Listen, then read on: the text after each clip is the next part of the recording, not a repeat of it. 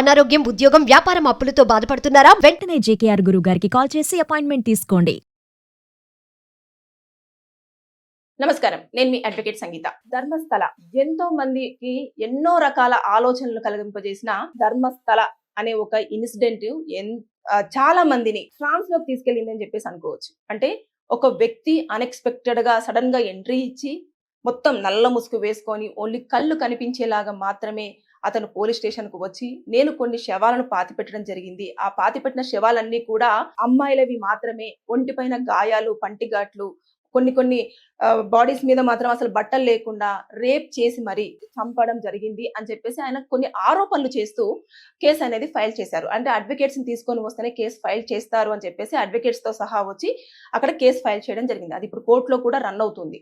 అయితే చాలా మంది నన్ను ఒక క్వశ్చన్ వేశారు అన్నట్టు, ఇప్పుడు ధర్మస్థలంలో జరుగుతున్న ఇన్సిడెంట్స్ అన్ని కూడా ఏ మీడియా కూడా ప్రసారం చేయకూడదు, దానికి సంబంధించిన వీడియోస్ ఎవరు చేయకూడదు, ఒకవేళ చేసిన పక్షంలో అవి వెంటనే డిలీట్ చేయాలి అని చెప్పేసి వాళ్ళొక గ్యాంగ్ ఆర్డర్ తీసుకొచ్చుకోవడం జరిగింది. అసలు గ్యాంగ్ ఆర్డర్ అంటే ఏంటి మేడం? ఏమన్నా అక్కడ ఉన్న వాళ్ళందరూ కూడా ఒక గ్యాంగ్ లాగా వెళ్ళి తీసుకొని రావడం అంటే అలా కాదండి. అసలు గ్యాంగ్ ఆర్డర్ అంటే ఏంటి అంటే అది ఈక్వల్ టు ఇంజంక్షన్ ఆర్డర్, అంటే ఇంట్రీమ్ ఆర్డర్ లాగానే. దీన్ని జాండో ఆర్డర్ అని కూడా అంటారు. ఇవన్నీ ఇదంతా ఈక్వల్ టు ఒకటే. గ్యాంగ్ ఆర్డర్ అంటే ఏమీ లేదు, just equal to injunction order. అది ఇంజంక్షన్ ఆర్డర్ ఎప్పుడు తీసుకుంటామంటే మీలో కొంతమందికి తెలిసి ఉండొచ్చు, తెలియని వారి కోసం నేను ఒక్కసారి చెప్పే ప్రయత్నం చేస్తూ ఉన్నాను.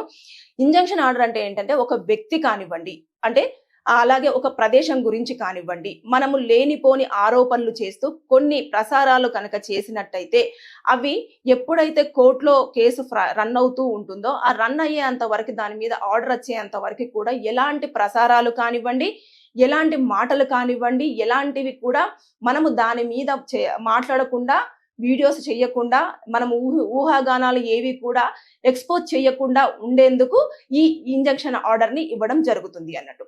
అంటే ఆల్రెడీ కేసు రన్ అవుతుంది కాబట్టి అక్కడ ఏదైతే 800 ఏళ్ల చరిత్ర కలిగిన మంజునాథ స్వామి ఆలయంకి చాలా మంది అక్కడ విజిట్ చేస్తూ ఉంటారు. అయితే అక్కడికి వచ్చిన వాళ్ళందరూ కూడా ఇలాంటి ఆరోపణలన్నీ బయటికి వెళ్తూ ఉంటే అక్కడికి వచ్చి దర్శించుకోవడానికి చాలా మంది భయపడుతున్నారు.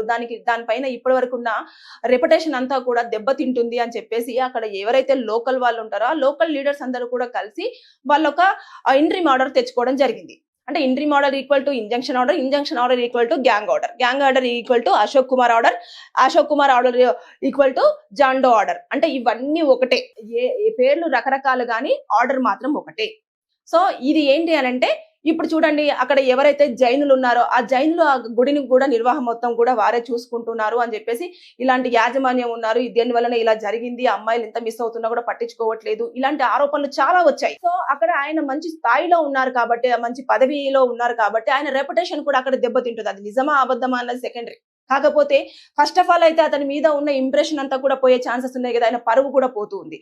సో పరువు నష్టం కానివ్వండి, ఇలాంటివి అంటే డిఫమేషన్ కేసుని ఫైల్ చేయడం జరిగింది అన్నట్టు. అంటే డిఫమేషన్ ఈక్వల్ టు మన పరువు నష్టం దావా అని చెప్పేసి ఎక్కువగా అంటూ ఉంటారు కదా, అలాంటిది. ఇవన్నింటినీ నేపథ్యంలోనే వారికి కోర్టు ఇదంతా పునఃపరిశీలించిన తర్వాత సరే ఇన్ని ఏళ్ళ చరిత్ర ఉంది, అలాగే అతను ఒక మంచి స్థాయిలో ఉన్నారు, అది ఎంతవరకు వాస్తవమో అవాస్తవమో అనేది కూడా పూర్వపరాలు పూర్తి స్థాయిలో తెలియనప్పుడు మనం ఎట్టి పరిస్థితుల్లో కూడా దీన్ని ఎక్కువగా ఎక్స్పోజ్ చేసే అవకాశం లేదు అని చెప్పేస్తూ కోర్టు కూడా ఇంట్రీమ్ ఆర్డర్ ని ఇవ్వడం జరిగింది. అంటే సెషన్ కోర్టు నుంచి వాళ్ళు తీసుకున్నారు. సెక్షన్ కోర్టు నుంచి వాళ్ళు ఎవరైతే వాళ్ళకు ఆర్డర్ వచ్చిన తర్వాత కొంతమంది ఇన్ఫ్లుయర్స్ ఉంటారు కదా, యూట్యూబ్ ఇన్ఫ్లుయర్స్, వాళ్ళు ఏం చేశారంటే మేము వీడియోస్ ఖచ్చితంగా తీస్తాము, ఇక్కడ ఇంత జరిగిన తర్వాత కూడా మేము వీడియోస్ ప్లే చేసి జనాలకు మేము ఇక్కడ ఉన్న ఏం జరుగుతుందో చూపించాలని చెప్పేసి అనుకుంటున్నామని చెప్పేసి అతను హైకోర్టుకు వెళ్ళడం జరిగింది. హైకోర్టుకు వెళ్ళిన తర్వాత అక్కడ ఏం చేశారు అంటే ఏదైతే సెషన్ కోర్టు ఇంట్రీమ్ ఆర్డర్ ఇచ్చిందో ఆ ఇంట్రీమ్ ఆర్డర్ ని సమర్థిస్తూనే ఇప్పుడు ఎట్టి పరిస్థితుల్లో కూడా వీడియోస్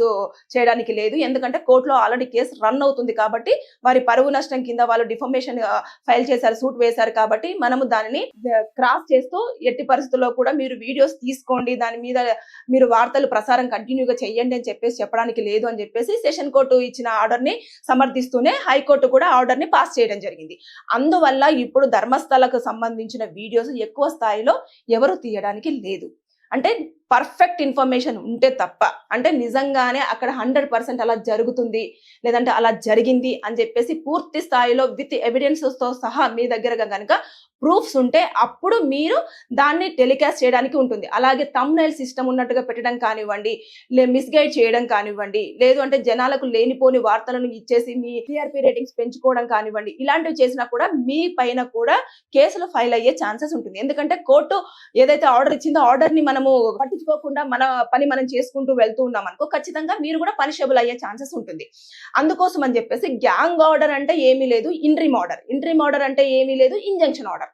కాబట్టి చాలా మంది ఇప్పటి వరకు 9,000 వీడియోస్ అన్నింటినీ కూడా డిలీట్ చేయడం జరిగింది. ఎందుకంటే ఆర్డర్ వచ్చింది కదా, కోర్టు ఆర్డర్ ని ఎవరు కూడా ధిక్కరించడానికి లేదు. కోర్టు అంతా మొత్తం పూర్వాపరాలు పరిశీలించిన తర్వాతనే ఆర్డర్ అనేది పాస్ చేస్తుంది. అలాంటి టైంలలో ఇక్కడ ఆల్రెడీ మంజునాథ స్వామి ఆలయంకి చాలా చరిత్ర ఉంది. చాలా మంది కూడా అక్కడికి వచ్చిన తర్వాత వారికి చాలా మంచి జరిగింది అని చెప్పేసి, అంటే 800 ఏళ్ళ చరిత్ర ఉన్న దానిపైన ఈజీగా మనము బురద చల్లిత కుదరదు కదా అన్న ఒక ఉద్దేశంతో ఇలాంటి ఆర్డర్స్ పాస్ చేశారు. ఎప్పుడైతే కోర్టులో ఇప్పుడు రన్ అవుతుంది, ఇప్పుడు సిట్టు కూడా రంగంలోకి దిగింది. అక్కడ ఎవరైతే ఆ వ్యక్తి నల్ల ముసుగు వేసుకొని వచ్చిన 48 ఏళ్ల వ్యక్తి నేను ఎక్కడెక్కడ పాతి పెట్టానో చూపిస్తాను అని చెప్పేసి పోలీసులను రమ్మని చెప్పారు కదా, వాళ్ళు కూడా రంగంలోకి దిగి అక్కడ మొత్తం 15 ప్లేసులలో కూడా అతను పాతి పెట్టిన ప్లేసెస్ ను చూపించడం జరిగింది.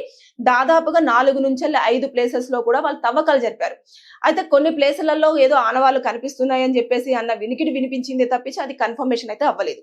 దాంతో పాటు ఒక ప్లేస్ లో అయితే 6 అడుగుల వరకు కూడా నేల తవ్వినప్పటికీ కూడా అక్కడ నుంచి ఎలాంటి ఎవిడెన్స్ అయితే దొరకలేదు అని చెప్పేసి అదొకటి కూడా మనకి బయటికి ఇన్ఫర్మేషన్ వచ్చింది. అయితే ఇప్పుడు ఈ 4 IPS ఆఫీసర్స్ ఎవరైతే ఉన్నారో వారి సమక్షంలో ఈ సిట్ కమిటీ అనేది కూడా కోర్టు చెప్పడం జరిగింది. తర్వాత నెక్స్ట్ వాళ్ళందరూ కూడా వారి పనులను వారు చేయడం జరుగుతూ ఉంది. అంటే చాలా ఇయర్స్ అయింది కదా, 1995 to 2014 వరకు కూడా నేను పాతి పెట్టాను అని చెప్పాడు. కొన్ని ప్లేసులలో కూడా ఇప్పటి వరకు అంటే మొత్తం కూడా దాదాపుగా 19-20 సంవత్సరాలు అవుతుంది. ఆ సమయంలో అక్కడ ప్లేస్ ఎలా ఉంది ఏంటి అని చెప్పేసి అన్నది కూడా కొంచెం కనుక్కోవడం కూడా కొంచెం ఇబ్బందికరంగానే అని మనం చెప్పుకోవచ్చు. ఎందుకంటే రోజులు ఒక 1 year లోనే చాలా చేంజెస్ వస్తూ ఉంటాయి. అలాంటిది ఒక ప్లేస్ లో ఏదైతే నేత్రా నది ఒడ్డున్నే కాకుండా కొన్ని ప్లేసెస్ లో కూడా నాకు మాత్రమే తెలిసిన ప్లేసెస్ లో నేను పాతి పెట్టడం జరిగింది అని చెప్పేసి చెప్పారు. వాటన్నింటి మీద కూడా సిట్ ఖచ్చితంగా దృష్టి సారించింది. పోలీసులు కూడా విత్ ఎవిడెన్సెస్ ఉంటేనే మేము ఏదైనా చేయగలము అన్న నేపథ్యంలోనే, ఎందుకంటే కంపల్సరిగా కోర్టుకు వాళ్ళు ఎవిడెన్సెస్ తో సహా వెళ్లాల్సిందే.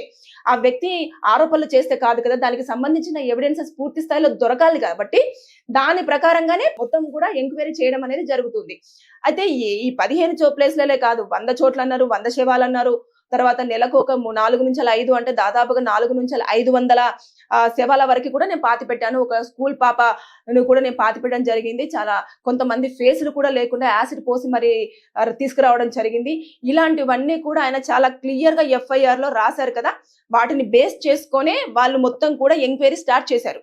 ఆ ఎంక్వైరీ ప్రకారంగా అతన్ని పూర్తి స్థాయిలో కూడా అతను రాసిన ఒకటే కాదు, అతను రాసిన దాని ప్రకారంగా ఎవిడెన్స్ కూడా కలెక్ట్ చేయడానికి అన్ని ఏర్పాట్లు కూడా అధికారులు చేసుకుంటూ ఉన్నారు. ఎందుకంటే అసలు మిస్ అవుతుంది అమ్మాయిలు మాత్రమే అని అక్కడ ఆరోపణ. దాంతో పాటు అక్కడ మిస్ అవడమే కాకుండా వాళ్ళ పైన అఘాయిత్యాలు చేసి, అంటే రేప్ చేసి బట్టలు లేకుండా పళ్ళఘాట్లు, తర్వాత కత్తితో ఘాట్లు, ఇలాంటివన్నీ చేసి కాళ్ళు చేతులు కట్టేసి చీరలకు కట్టేసి, తర్వాత చిన్న పాపలు అంటే మైనర్స్ మేజర్స్ వీళ్ళందరివి కూడా బాడీస్ ని నేను పాతి పెట్టాను. నేను అది తట్టుకోలేకపోయాను, నాకు చాలా గిల్టీగా అనిపించింది. సో నేను ఈ విషయాన్ని ఎలాగైనా చెప్పాలి అని చెప్పేసి నేను ధైర్యం చేసుకొని ముందుకు రావడం జరిగింది అని చెప్పేసి ఆయన అందులో ప్రతిదీ రాశారు. కానీ ఎప్పుడైతే 2003లో ఆ అమ్మాయి ఉంది కదా అనన్య భట్ మిస్సింగ్ కేసు ఒకటి, వాళ్ళ అమ్మాయి ఇప్పటికీ ఫైట్ చేస్తుంది, సుజాత భట్. ఎందుకంటే ఇప్పుడు మిస్ అయిన వాళ్ళు చాలా మంది ఉన్నారు కదా, వాళ్ళందరూ ఎవరెవరైతే ఆ ప్లేసెస్ కి వెళ్ళి మిస్ అయినారో వాళ్ళందరూ కూడా కేసులు ఫైల్ చేశారు. ఇప్పుడు అక్కడ DNA శాంపుల్స్ అంటే ఒక 2-3 ప్లేసులలో ఆనవాళ్ళు దొరికాయి, కొన్ని ఎముకలు దొరికాయి అంటారు కదా, వాటిని మా DNA తో మ్యాచ్ చేసి చూడండి, ఎవరికి ఫ్యామిలీకి సంబంధించిన వాళ్ళు తెలుస్తుంది కదా, వారిని మాకు అప్పచెప్పేస్తే మేము కర్మకాండాలు చేసుకుంటాము అని చెప్పేసి కూడా చెప్తున్నట్టు మనకు వార్తలు వినిపిస్తున్నాయి. అంటే ఫుల్ ఫ్లెడ్జ్ గా కూడా అధికారులు వారైతే మెన్షన్ చేసింది అయితే ఏమీ లేదు.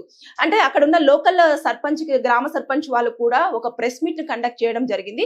దాంట్లో కూడా అనౌన్స్ చేశారు ఇక్కడికి చాలా మంది రావడం జరుగుతుంది, అంటే మంజునాథ స్వామి ఆలయం దగ్గర వచ్చేసి నేను ప్రాణాలు వదిలితే ఖచ్చితంగా నేను ఆ దేవుడి దగ్గరికి వెళ్తాను, కాబట్టి ఇక్కడికి వచ్చేసి చివరి గడియలు వారు ఇక్కడ, కొంతమంది కావాల్సుకొని ప్రాణాలు వదిలిన వాళ్ళు కూడా ఉన్నారు. అలాంటి శవాలను మాత్రమే మేము పాతిపెట్టడం జరిగింది అని చెప్పేసి ఆయన ఒక ప్రెస్ మీట్ లో కూడా ఓపెన్ గా అనౌన్స్ చేయడం జరిగింది.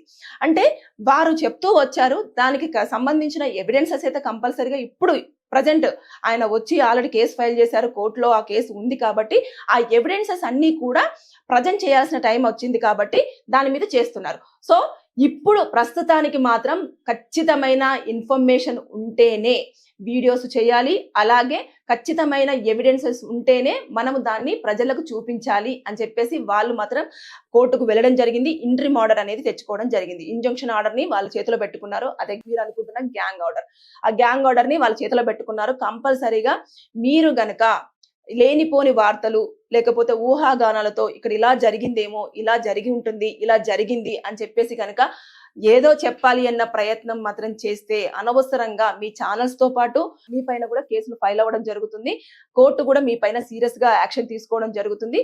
మీకు జైలు శిక్ష పడే అవకాశాలు ఉంటాయి. కాబట్టి ధర్మస్థల విషయంలో ఎప్పుడైనా సరే అక్కడ ఏం జరుగుతుందో పూర్తి స్థాయిలో 100కి 100% ఇన్ఫర్మేషన్ ఉంటేనే ఆ వీడియోను మీరు ప్రజల ముందుకు తీసుకురండి. లేని పక్షంలో తెలిసి తెలియని నాలెడ్జ్తో లేదంటే తెలిసి తెలియని ఇన్ఫర్మేషన్తో గనక మీరు వీడియోస్ చేస్తే అనవసరంగా ఇబ్బందులు పడే అవకాశం ఉంటుంది. సో వాళ్ళకు పరువు నష్టం కింద వాళ్ళు డిఫర్మేషన్ సూట్ వేసుకోవడం జరిగింది. ఇంట్రిమ్ ఆర్డర్ కూడా తెచ్చుకోవడం జరిగింది. కాబట్టి ఇప్పుడు ధర్మస్థలకు సంబంధించిన విషయాలు ఏవి కూడా ఓపెన్ టు ఓపెన్ మనం మాట్లాడలేము. తర్వాత నెక్స్ట్ దాని గురించి కూడా తెలిసి తెలియని అవాస్తవాలని వాస్తవాలుగా చూపించే ప్రయత్నం కూడా ఏ మీడియా ఛానల్ కూడా చేసే ప్రయత్నం అస్సలు చేయకూడదు.